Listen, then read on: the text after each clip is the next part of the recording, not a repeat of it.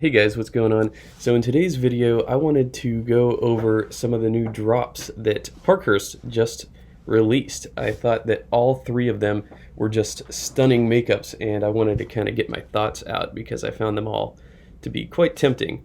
Andrew's been working on these for quite a while, and I'm really impressed with how they turned out. So let's check out the Light Natural first. So this is the Richmond boot in Light Natural with a day-night sole on the 602 last, which I really like. It's got a nice rounded out toe.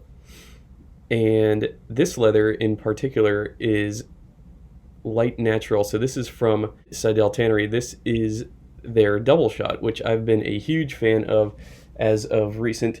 I actually have 20 sides of double shot on the way myself for some new bags. I've made quite a few in British Tan double shot, which is a really nice color. It's basically Seidel's version of Chrome Excel, and some of my friends, including JD and Adam Graham, they agree. They think that the double shot is in fact superior to Chrome Excel. Now, I can say that with leather there's always a trade-off.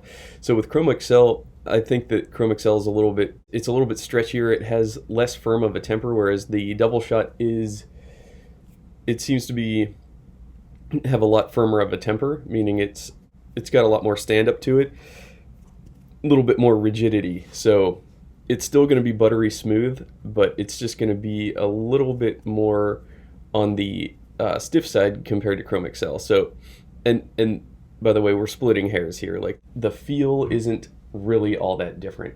They both have wonderful properties. I think it's good to experience both. Yeah, so we have a thick bovine leather tanned by Seidel Tannery in Milwaukee, Wisconsin.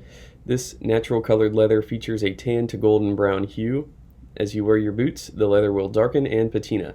This is double shot, which is a mostly vegetable tan leather with natural waxes and oils locked in at the end of the tanning process. Hitting the ground will be day-night soles to provide a sleek silhouette, in combination with this boot being built on the 602 last. The 602 last is aimed towards balance, flexibility, and comfort. The 602 provides the below features: tapered heel and arch, E-width at the forefoot, and into a rounder toe box, which helps with pronation.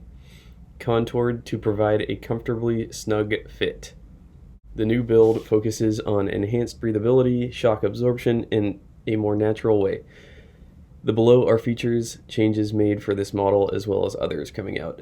Thicker unlined leather uppers, vegetable tanned bends and leather insoles, considered to be the gold standard of insoles due to their moisture wicking properties, ease of use, and longevity.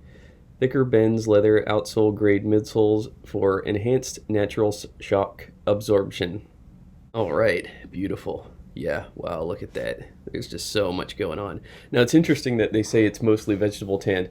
To my knowledge, it's my belief and my understanding that double shot, it's a chrome tanned leather, but it's probably something in between. So it's probably got some chrome tanning and some vegetable tanning. I am not an expert. You'd have to talk to Phil at Ashland Leather or a tannery representative to get a better understanding of the differences, but it's probably somewhere in between, which probably explains why the double shot has sort of some of the benefits of a vegetable tan leather in that it's got a lot more firm of a temper, and it seems to patinate a little bit differently compared to Chrome Excel. So that's one thing to keep in mind. It's a wonderful leather. I want to say it's like 70% similar to Chrome Excel and maybe 30% similar to a vegetable tan leather. Gorgeous. I love that silhouette. For sizing, yeah, I get sizing questions on Parkhurst sometimes, and I've done sizing videos, and I think that, yeah, a half down from Brannock is the way to go. That said, they are some of the smaller feeling boots that I've ever worn in an 8.5. I think the length is the same as like my Trumans in 79 and my Mark Alberts. So the length is going to be the same. I would say go with your size in those. I want to say that these run a half size small compared to the Alden True Balance. I could definitely go down another half size to an 8D. That's why they recommend, take your Brannock and go down a half size or a full size. So I wear 8.5 in Alden, but I could go down to an 8, and it would be snug but fine. And I believe that the 8s in the Aldens would fit similar to these in an 8.5. So that's just my 2 cents there. So I typically just go down a half size in most all my boot brands, and it works out just fine, but it's always good to compare them. I could see some guys going true to size with Parkhurst, but me personally, I know that going down a half size is correct. So a lot of good pictures. Ooh, this is a good shot. And yeah, this here shows like the cool marbling that you'll see in it in certain areas. And I see this in the double shot sides as well. There's just certain areas that just have this really rich marbling to it. Yeah, these are pretty. I'm tempted by these. These are really nice. Good job on the photography, guys. This looks really great. Yeah, standard D-Night sole, double stitch cap toe. Really like that rounded out look on their new build. Double stitched at the shaft, double stitched on the back heel stay, triple stitched on the quarter here. Antique brass eyelets. Beautiful. Wow. Yeah, these are sweet. These are really nice. All right, let's move on to the other two, which are really cool. Richmond in light natural, then we have the Richmond in Cumulus Kudu. Wow, I've wanted Cumulus Kudu for a long time. This is the Richmond plain cap toe pattern, crafted using genuine kudu from the CF Stead Tannery. Kudu is a wild game leather and features many natural scars and imperfections. This leather is primarily vegetable tanned with a short chrome tan finish towards the end of the tanning process to help keep the natural waxes and oils locked into the leather. Hitting the ground will be commando soles, heels which help to provide elevated traction. Amazing. Yeah, I'm a big fan of kudu. It's so cool. It's so light, and I really like this color, this Cumulus Kudu color. It reminds me of my Truman boots in Squirrel Rambler. It's probably the same dyes that they use in the Cumulus Kudu. Good choice on the nickel eyelets here against the blue. Perfect. Yeah, Cumulus Kudu is, since it's a wild antelope, it just has the coolest like scratches and scars and abrasions, and yeah, phenomenal. Oh, good lace choice with that too. You got a storm welt. It's my favorite. Lug commando sole, amazing. Good job, Andrew, on this one. So this one's a little different from the double shot. The natural double shot, it's got triple stitched on the cap toe there. And this is my favorite feature of the silhouette of the Parkhurst, is it's sort of got this slant, this beret type slant going on. Very sharp. Yeah, that's tons of character right there. And so I have some kudu boots. I have some Mark Alberts in forest kudu. And yeah, it's a very forgiving leather. It's very soft. It's airy light, and it will stretch. So I actually kind of regret getting my Mark Alberts in an E-width because of just how forgiving it is. It's very easy to work with. That said, it's very tough. And due to the nature of this leather, I actually wouldn't recommend really, I'd be careful when it comes time to condition it, because it will darken a ton if you put anything on it. Even Bic 4, I would imagine. Bic 4 says that it won't darken finished leather, but I don't know about that. I think anything you put on this is going to darken it up. So, but I would treat it like a suede, and with suede, you don't condition suede either. If you do, you're going to dramatically alter the appearance, and that's just because of the sort of the open pores of this leather, and it is a lighter color. So I would say if you get these, don't go rubbing them down with conditioners. I'd just say wait a long time before doing it. You know, sort of see how they patinate. Try to learn from the leather. That's my advice. Just see how it does over time. Clean them. You know, you could take like a what I would do if I got these real dirty I would take a saddle soap. Ooh, that's an awesome shot. I would take like a Bic Moore's saddle soap or something on them and clean them up and let them air dry. Yeah, that would return them mostly to their original appearance. Wow, gorgeous. With this leather, just be careful. So you do okay to like, yeah, clean them up with a horsehair brush or an application dauber with some saddle soap. But as far as conditioning them, just realize, yeah, you're gonna really change the appearance if you go conditioning these with really anything. So, all right, and let's move on to the last one here. 1, 2, 3.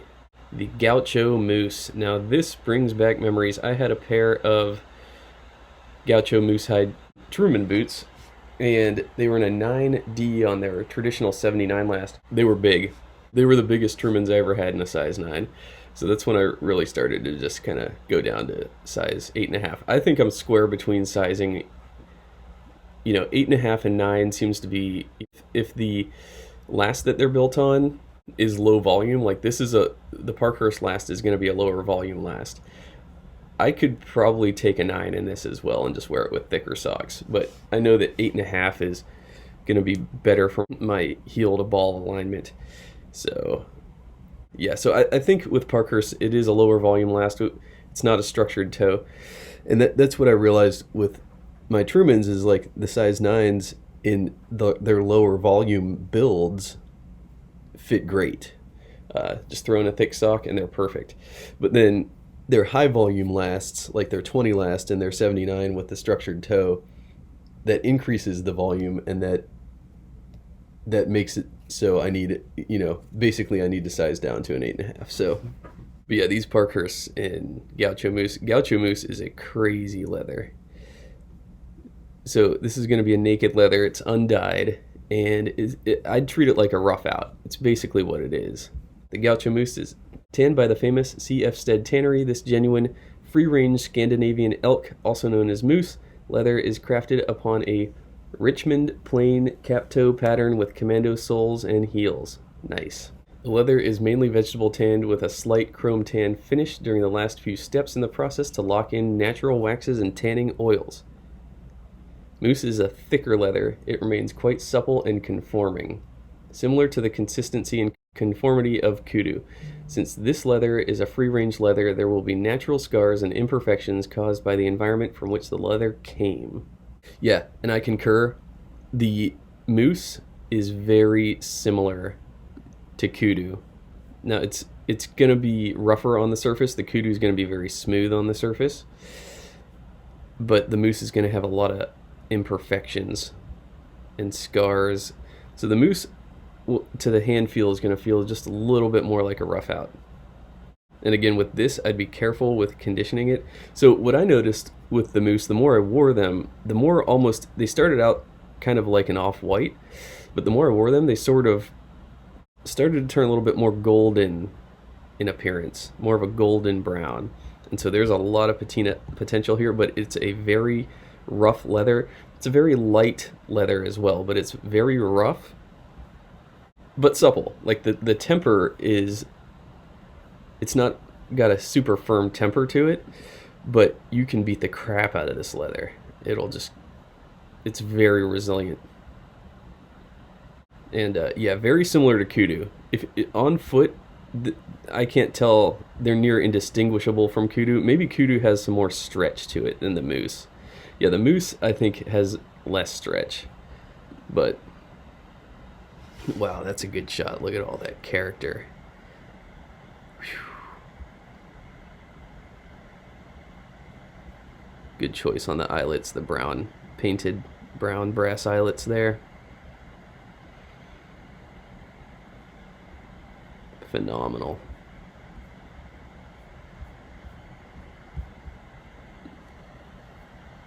Wow, look at that. So yeah, I'm tempted, honestly, by all three. I think they're all three really, really amazing. Wow, yeah, you can really see the detail here. in the grain of the leather. That's a good shot. Yeah, so I'm tempted by all three. I have so many boots now that it's hard to buy more. I do miss my Gaucho Moose. I sold off my Gaucho Moose that I had from Truman just because the size wasn't working out. They were just a little too big on that, you know. But this in an 8.5 would fit me phenomenally. So an 8.5 is a half down from my Brannock. So I miss my Gaucho Moose. Actually, I was contacted on Instagram recently so I sold my Gaucho Moose, and then the guy that I sold him to sold him off as well. He had the same issue I did, which was that they fit large for an eye. And I'm like, yeah, they fit big. And then I was contacted by another kid. He's like, hey, I think this is weird, but I think I ended up with your boots. And sure enough, he sent me pictures of them. I'm like, yep, those are my original Gauchos. He's like, dude, that's crazy. He's like, I found you on YouTube, and and I've been listening to you for years, and now I have a pair of your boots. That's nuts. I was like, man, it's a small community, really. It's a coincidence, and it's awesome. And the size worked out for him, so I was really glad about that. You know, that's one thing. I want all the boots to wind up with good homes, so because they are works of art to be appreciated and used. So yeah, I am tempted by all three of these builds. I think they're all three really, really nice. But yeah, right now I have 20 sides of double shot about to arrive that I'm gonna start building bags out of, and that's gonna be like $3,000. So I need to put my purchases on my luxury purchases on hold for a while. Yeah, I just want to get this video out, give my thoughts. Again, I really love Parkhurst. I have three pairs of his boots, and I know that the community loves this brand as well. Andrew is a great guy, and he really delivered on these 3 runs. So go give them a look. I'm not getting paid to do this. I just really love the brand, and I really want to support Andrew. With all the supply chain issues going on right now with different leathers and stuff, I really just want to support these small batch makers and keep their inventory selling. So I like to see them doing well, and I like to see them prospering. You know, I think 2020, 2021 were probably rough years on the shoe industry, so keeping these guys afloat is a priority of mine, that's for sure. So anyways, thanks a lot for watching, guys. What do you think about these 3 new stunning makeups? I think they're all incredible. If you're interested and you have a slot in your rotation for one of these, go grab a pair, I say, because they're all incredible. Anyways, thanks a lot for watching, guys. I'll see y'all in my next video.